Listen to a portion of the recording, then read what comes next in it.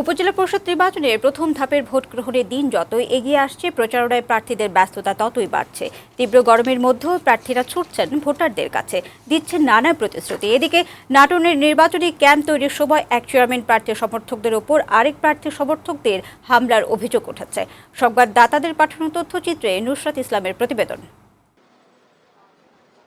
ষষ্ঠ উপজেলা পরিষদ নির্বাচনের প্রথম ধাপের ভোট গ্রহণ আগামী ৮ মে। এই নির্বাচনকে সামনে রেখে প্রচারণায় ব্যস্ত প্রার্থীরা। তাপপ্রবাহের বিরূপ আবহাওয়া উপেক্ষা করেই ভোটারদের কাছে যাচ্ছেন তারা। সকাল থেকে গভীর রাত পর্যন্ত ভোটারদের কাছে তুলে ধরছেন উন্নয়ন পরিকল্পনা।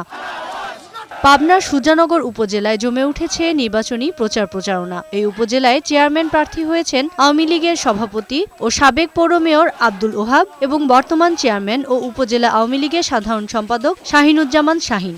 সুজানগরের আবাল বৃদ্ধ বনিতা চায় সুজানগরে একটি সুষ্ঠু নির্বাচনের মধ্য দিয়ে, একটি ভালো পরিবেশের মধ্য দিয়ে একটি ভালো মানুষ এই নির্বাচনে আসুক। আমরা চাই সে জনগণের ভোটে যেটা নিরপেক্ষ, অবাধ, সুষ্ঠু, নিরপেক্ষের মাধ্যমে জনগণের ভোটে নির্বাচিত হয়ে আসুক প্রকৃত জনপ্রতিনিধি। ঠাকুরগাঁও হরিপুর উপজেলাতেও চলছে জমজমাট প্রচারণা। তীব্র গরম উপেক্ষা করেই ভোটারদের কাছে যাচ্ছেন প্রার্থীরা।